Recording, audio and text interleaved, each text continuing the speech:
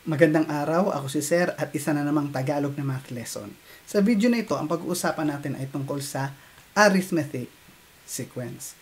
Alamin natin, pag-aaralan natin ano nga ba ang arithmetic sequence, kailan nagiging arithmetic sequence ang isang sequence at ang formula ng arithmetic sequence. So, tara, simulan na natin. Ang arithmetic sequence ay isang sequence where each succeeding term is obtained by adding a fixed number.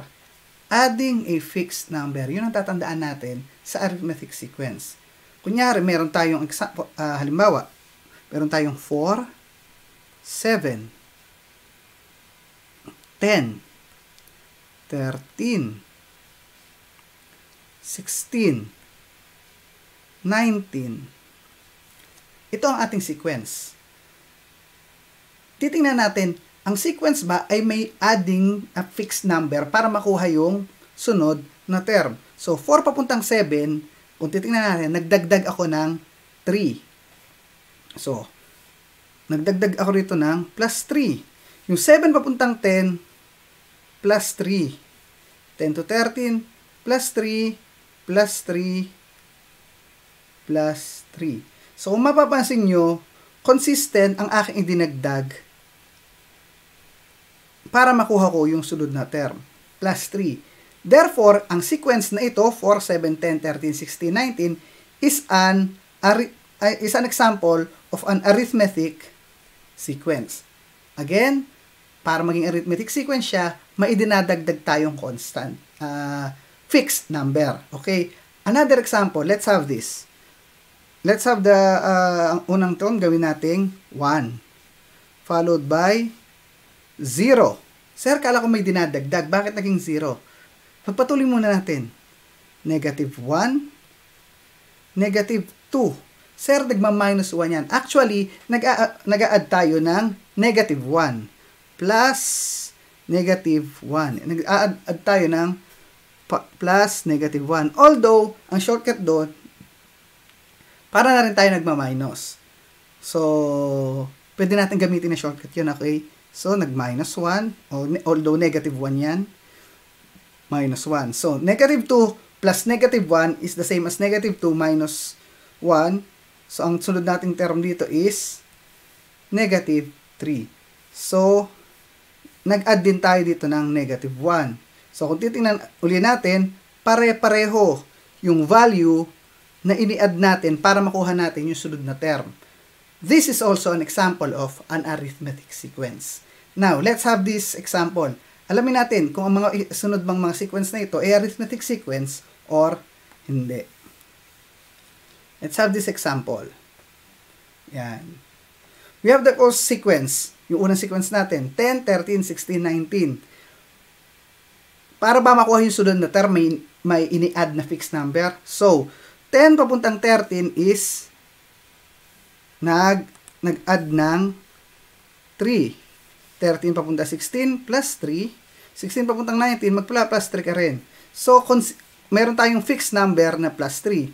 Therefore, itong ating first sequence is an arithmetic sequence. Arithmetic sequence siya.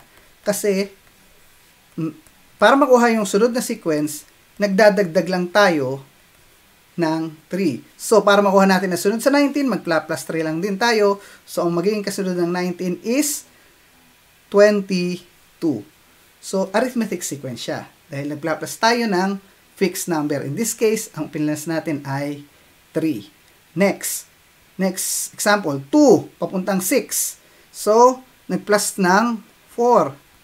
6 papuntang 18, nag-plus ng 12. So, dito pa lang, kita na natin, sa unang tatlong term pa lang, kita na natin na hindi magkakatulad yung pinag-plus. Therefore, obvious na agad, alam na agad natin na this is not an arithmetic sequence. Kasi, magkaiba ang pinag-plus. Tingnan naman natin yung pangatlo nating example. 57, naging 49.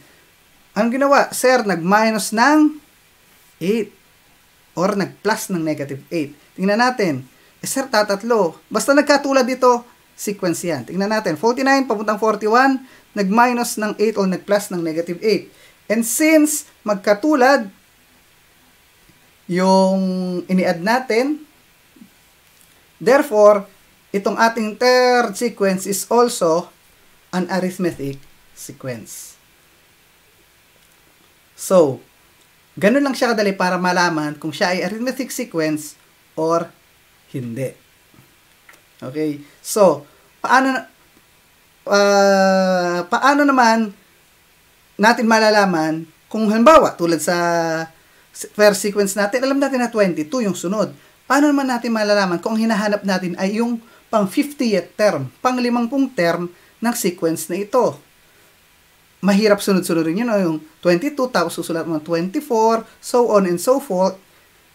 Isang siyang mahabang proseso. So, para makuha natin yun, ginagamitan natin siya ng formula ng arithmetic sequence. So, this is the formula, yan, tumatakbo, for an arithmetic sequence. We have a sub n equals a sub 1 plus quantity n minus 1 times d. So, ano ibig sabihin yan? Yung a sub n natin, yan yung ating term, kung pang ilang term siya. Kung ito ay 50, so a sub 50, ibig sabihin, sinasabi natin na yung pang 50th term. Okay? So, ito yung ating a sub n. Para kung medyo nalilito, balikan nyo yung previous video para mas maintindihan pa natin ang a sub n. Okay. Ang a sub 1, ito yung ating first term o yung unang term ng ating sequence. Yung n, ang n ay kung pang ilan. Sabi nga natin, itong n na ito at itong n na ito, iisa yan. So, kung pinag-uusapan natin ay 50th term, yung ating n ay 50. At yung n na ito ay 50 din. Saan ang galing yung minus 1? That is a constant. Kaya natin mina-minus yan para hindi sumobra yung bilang natin. Pag hindi kasi natin minus, mapapasama yung sa bilang yung kauna-unahang term. So, binabawasan natin ng n-1 para ang kukunin natin ay yung saktong term. How about yung d? Ano sir yung d? Yan yung tinatawag nating common difference.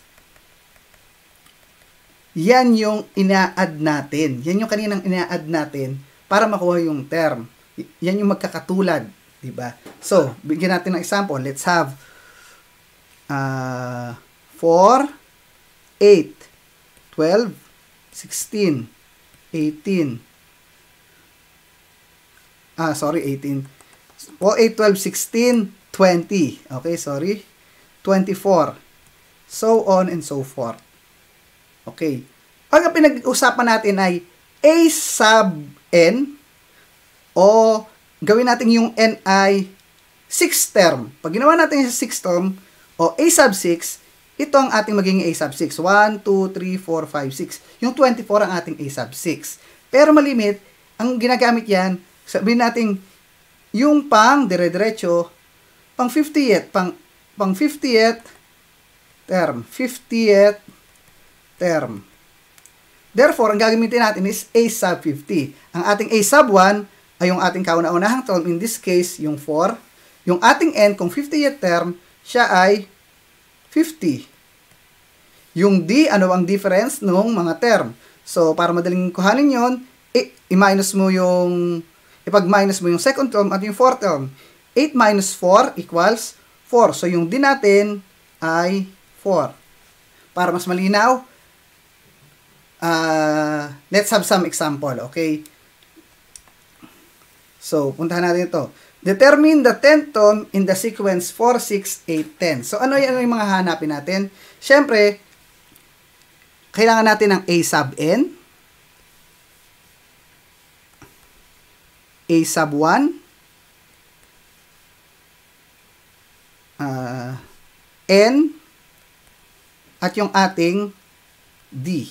Okay. So, pinakamadaling hanapin dyan yung a sub 1. Yung a sub 1 natin is yung unang term natin. So, kita na natin yung ating a sub 1 ay 4. Next is n. Pag yung n ay yung hinahanap na term kung pang ilan. Dahil 10th term ang hinahanap, yung n natin ay 10.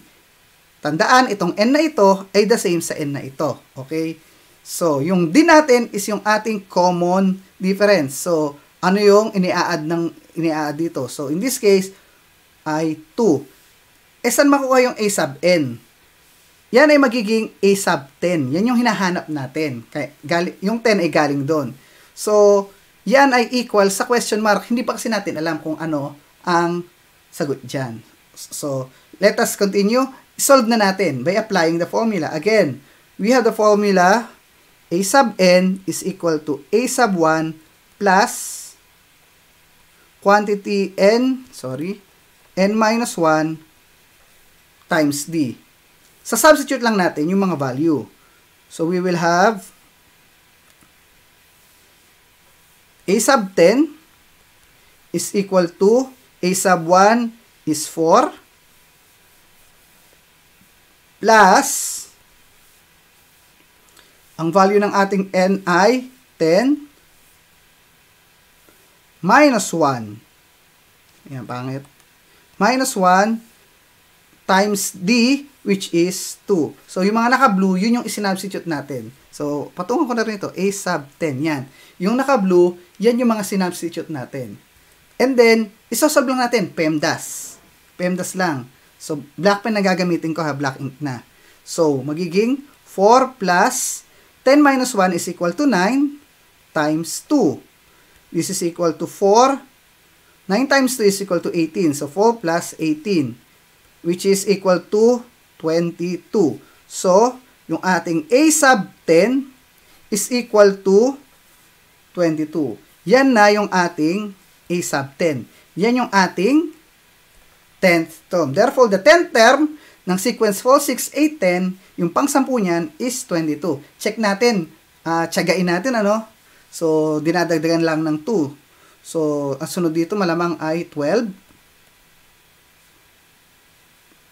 14, 16, 18, 20, 22. Bilangin nga natin. 1, 2, 3, 4, 5, 6, 7, 8, 9, 10. 10. 22 nga. So, dito sabi nyo, ay sir, mukhang madali. Pag-a-addin ko na lang, iduduktong ko lang sa dulo. Paano pag inahanap ay pang 50th term, pang 30th term?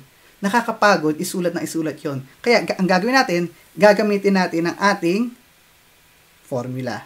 This is the formula para sa pagkuha ng a sub n o ng, sabi natin, nth term, kung pang ilang term man yon. Ngayon naman, ang hahanapin natin, kung kanina, dito, hinanap natin yung pang 10th term o pang ilang term man, ang hanapin natin ngayon is yung nasa loob. Yun yung tinatawag nating nasa loob ng sequence. Yun yung tinatawag nating arithmetic means. Sir, ano yung arithmetic means? When we say arithmetic means, ito yung mga number na nasa pagitan ng dalawang term sa isang sequence. Tingnan natin itong problem na ito. Okay? Find two arithmetic means between 2 and 8. Ibig sabihin, itong 2, yan, sulat natin, yung 2 ay isang term ng ating sequence. Gawin natin siyang a sub 1 natin. Gawin natin siyang first term. Yung 8 ay term din. O sabihin natin 8. So, ang arithmetic means is yung mga number o mga sequence na nasa pagitan ng dalawang yan. Kung ano man yung ating given. In this case, 2 at 8. So, ang arithmetic means ay yung mga number na sa sequence nasa pagitan ng 2 at 8. In this case, ilan daw ang hinahanap? Tingnan natin sa problem. Ang hinahanap ay 2. So, sure tayo na may 2 pang term dito. So, ilang term tayo lahat? Meron tayong 4 na term. So, paano natin ito sasolvein? Paano natin malalaman? So, alam ko yung basta nyo, iniisip na, ganun yan. May naiisip na kayong sagot. At posibleng tama kayo. Pero paano kung mas mahirap dito ang solution at hindi mo agad maisip sa mental? So, isosolve natin yan. Anong gagamitin natin formula? The same formula ginagamit natin lagi sa arithmetic sequence. we will use a sub n is equal to a sub 1 plus n minus 1 multiplied by d. Laging yan ang formula ang gagamitin natin. So, syempre, hanapin natin ang a sub 1, gaya ng ginawa natin kanina. Ano ba ang ating a sub n, a sub 1, a sub, n, at ano yung ating d. Okay. In this case, hindi tayo pinahahanap ng sabihin natin nth term. Hindi tayo pinapahanap ng 4th term, hindi tayo pinapahanap ng 5th term, ng 6th term, ng 20th term. So, ibig sabihin, hindi natin hinahanap ang a sub n. So, pwede natin gamitin as ating a sub n is yung kahuli-hulihang term. So, in this case, ang ating a sub n ay pwede natin gamitin ang 8 as our a sub n. Tapos, while ang ating a sub 1, in this case, ay yung 2. So, kung mapapansin nyo, yung a sub n at a sub 1, yun yung mga number ng between. Okay? Yung a sub n, yung dulo, yung a sub 1 is yung unang term. Ano naman kaya yung n? So, again, ilang number na meron tayo sa sequence? Ilang term? 1, 2, 3, 4. So, ang n natin is 4. So, pwede na nga natin palitan yung n dito ng 4. A sub 4 is equal to 8. Ano naman kaya yung ating d? Hindi natin alam kasi hindi naman natin mapag-minus kasi empty nga o bakante nga yung ating given. That means, yun naman yung ating hahanapin ngayon. Okay? So, paano natin yung solve? I-substitute lang yung values do sa ating formula. So, we will have a sub, ano ang ating n? 4. A sub 4 is equal to a sub 1 plus 4 minus 1 multiplied by d. May a sub 4 na tayo, given na yun, may given na tayo. So, pwede natin isulat 8 equals, ano ating a sub 1? 2 equals 2 plus 4 minus 1 is equal to 3 times d. So, we will have 8 is equal to 2 plus 3d. So, transpose natin yung 2 or addition property of equality. Ang tama ng term.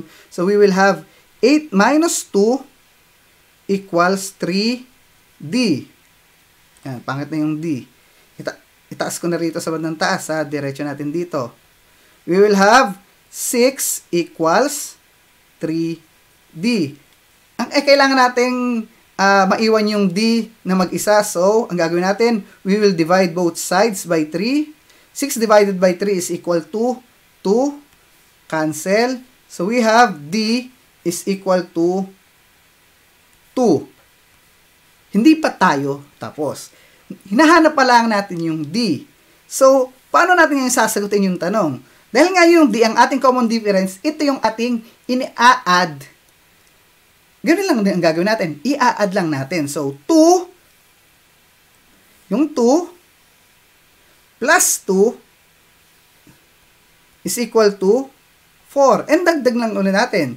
4 plus 2 is equal to 6. Therefore, ayun na ang ating, gawin natin kulay blue rin. 2, 4, 6, 8. Yun na ang ating arithmetic means. Ang ating arithmetic means na hinahanap ay 4 and 6. Ito ang ating, ayan, natakluban pala ng aking ulo. Yan ang ating arithmetic mean. So, I hope may natutunan kayo sa topic natin ngayon. And kita-kita tayo muli sa panibagong lesson ng Tagalog na Math.